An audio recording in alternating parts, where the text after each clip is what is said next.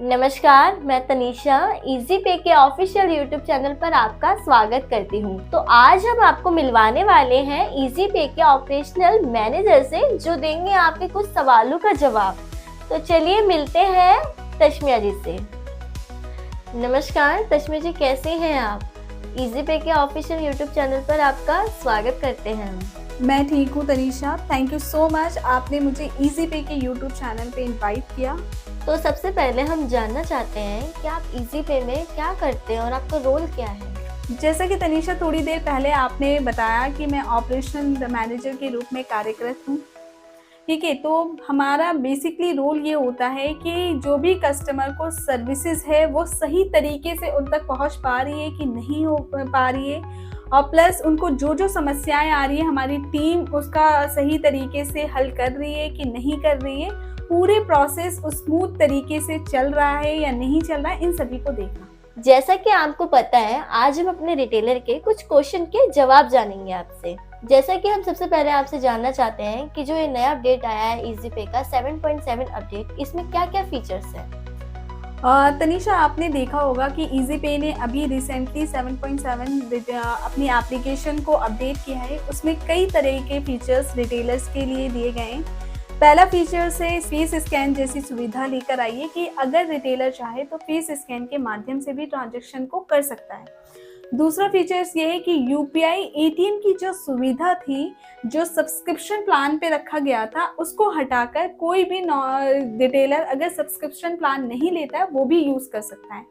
Cash deposit जैसी सेवाओं को लेकर आए हैं रिटेलर्स के लिए। इसके अलावा अगर आप देखोगे तो बिल पेमेंट का आपको दिखाई देगा हमारी एप्लीकेशन में। उसमें बिल पेमेंट के 2 रूट दिए गए हैं, भारत कनेक्ट और इजी बिल। वे LIC प्रीमियम का है। और इसके अलावा इजी पे की एप्लीकेशन 7.7 में रिटेलर्स को एक स्मूथ सर्विसेज मिलेगी, यूज़ करने में उसको मज़ा आएगा। और गूगल प्ले रिडीम कोड जैसी सुविधाओं को लेकर आए हैं ताकि रिटेलर की इनकम को बढ़ाया जा सके। जैसे कि दूसरा क्वेश्चन ये है कि हमारे कस्टमर जानना चाहते हैं कि एपीएस में जो फेस स्कैन का ट्रांजैक्शन हो रहा है वो NSDL और एयरटेल दोनों में हो रहा है? अभी तो ये केवल एयरटेल APS में लेकर आए हैं फेस स्कैन जैसी सुविधा। ये NSDL में अवेलेबल नहीं है।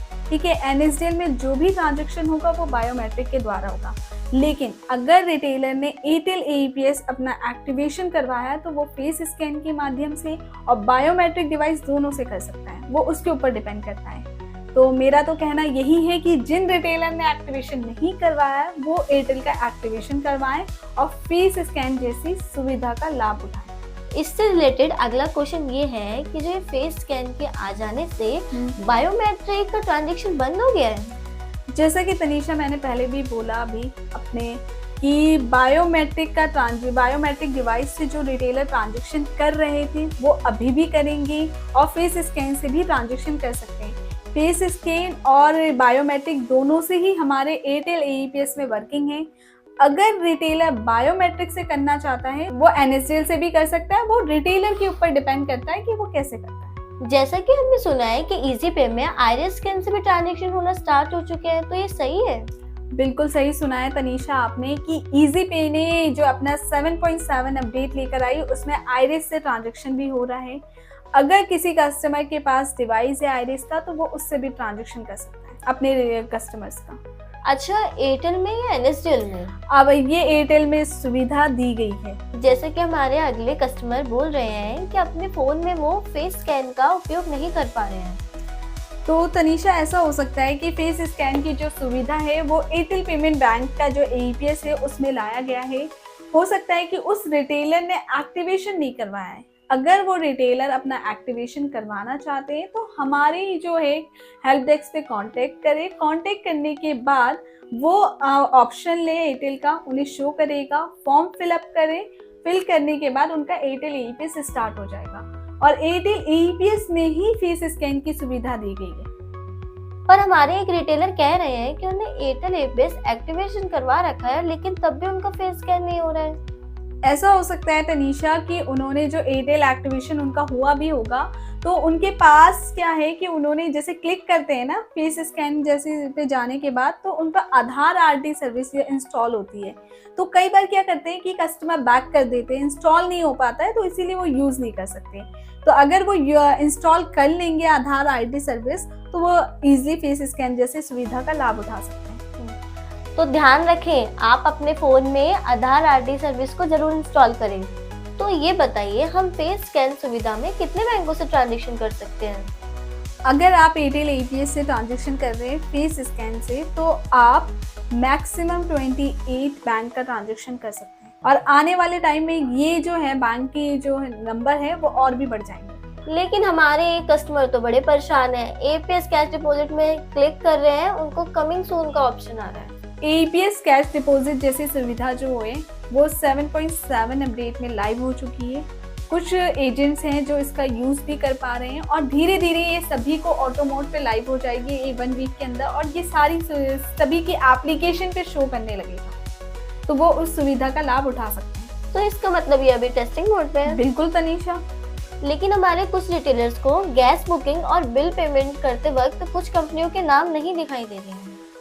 तनीषा, अगर ऐसा है, क्योंकि हमारी जो बिल पेमेंट है और गैस बुकिंग जैसी सुविधा है उनमें सभी कंपनियों के नाम अवेलेबल हैं। अगर किसी रिटेलर्स को ऐसा लगता है कि वहाँ पे कुछ कंपनियों के नाम नहीं शो कर रहे हैं, तो वो हमारे support@easypay.app वाली मेल आईडी पे मेल करें। हमारी टीम उसको देखेगी, देख के उसको रिजॉल्व करने की कोशिश करेगी। हमारे कुछ कस्टमर कह रहे हैं कि उनका वॉइस नोटिफिकेशन वाला सिस्टम काम ही नहीं कर रहा है। ईजीपे एप्लीकेशन में वॉइस नोटिफिकेशन सभी का लाइव है, और ये बहुत पहले से लाइव किया है ईजीपे ने। अगर रिटेलर कोई भी ट्रांजैक्शन करता है या कुछ भी करता है तो उसे वॉइस नोटिफिकेशन आता है। अगर कस्टमर को ऐसा लग रहा है कि उसका वॉइस नोटिफिकेशन नहीं वर्क कर रहा है या उसको नहीं आ रहा है, तो उसे क्या करना है कि अपने मोबाइल फ़ोन पे जाना है।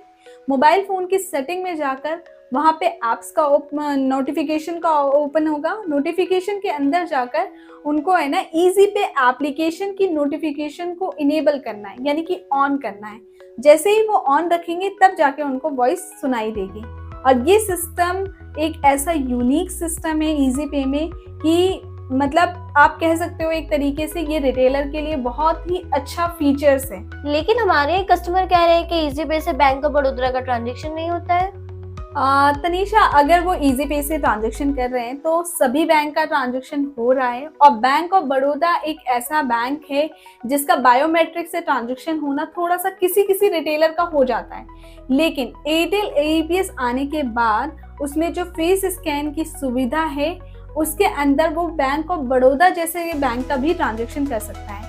तो जितने भी ग्राहक हैं, जो भी आपके रिटेलर्स हैं जो कह रहे हैं कि बैंक ऑफ बड़ौदा का ट्रांजैक्शन नहीं हो रहा है बायोमेट्रिक से, तो वो एयरटेल एपीएस एक्टिवेशन करवाए और वहां से ट्रांजैक्शन करें फेस स्कैन के माध्यम से। वैसे मैं पर्सनली एक सवाल जानना चाहती हूँ कि हम ईजीपे से मोबाइल नंबर और ईमेल आईडी कैसे चेंज कर सकते हैं?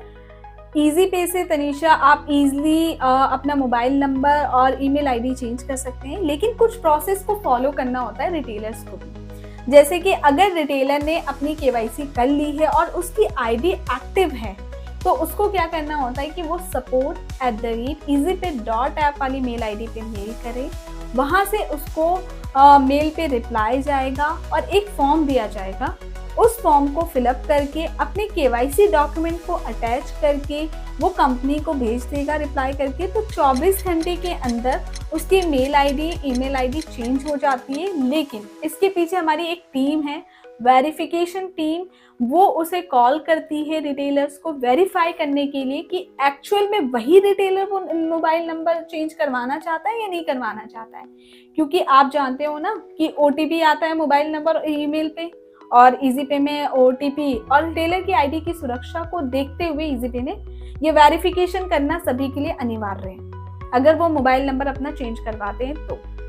चलो अंत में मैं आपसे एक सवाल जानना चाहती हूँ कि अब ईजीपे में कौन सी नई सर्विस आने वाली है? जैसा कि आप जानते हो कि ईजीपे हमेशा नई सेवाएं लेकर आ रहा है अपने रिटेलर्स के लिए, ताकि वो उनकी इनकम को बढ़ा सके।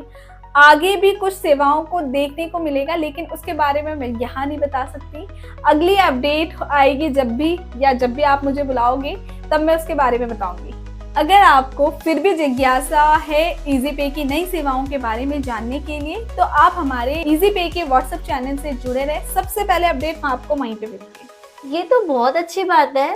थैंक यू सो मच अपना कीमती समय देने के लिए, हमारे रिटेलर्स के कुछ सवालों के जवाब देने के लिए। अंत में आप कुछ रिटेलर्स को अपना मैसेज देना चाहेंगे? जी बिल्कुल तनीषा, मैं EasyPay के रिटेलर्स को मैसेज देना चाहूँगी कि अगर उनको कोई भी समस्या है या कोई भी फीडबैक देना है हमारी सर्विसेज से रिलेटेड, तो वो हमारी मेल ID पे मेल करें। उसमें हमारी टीम प्रॉपर उनको जवाब देगी और उनके फीडबैक को सराहती है और उस फीडबैक पे काम करेगी, क्योंकि EasyPay के जितने भी रिटेलर्स हैं वो सभी हमारा परिवार है। वो हमें फीडबैक देंगे, हम उस फीडबैक को सराहते हैं और उन फीडबैक्स पे काम भी करते हैं। मुझे बहुत अच्छा लगेगा कि हमारे रिटेलर्स हमसे कनेक्ट रहें और हमारी सर्विसेज से रिलेटेड वो फीडबैक हमें अवेलेबल करवाते रहें, ताकि आपको तो पता है कि ऑपरेशनल मैनेजर को भी तो पता चले कि रिटेलर्स और टीम के बीच में कैसा काम हो रहा है। और अंत में मैं यही कहना चाहती हूँ कि धन्यवाद आपका भी और EasyPay के दर्शकों का भी। आई होप आपको ये क्वेश्चन आंसर का सेक्शन पसंद आया होगा। अगर वीडियो अच्छी लगी हो तो लाइक, कमेंट, शेयर करना ना भूलें। धन्यवाद।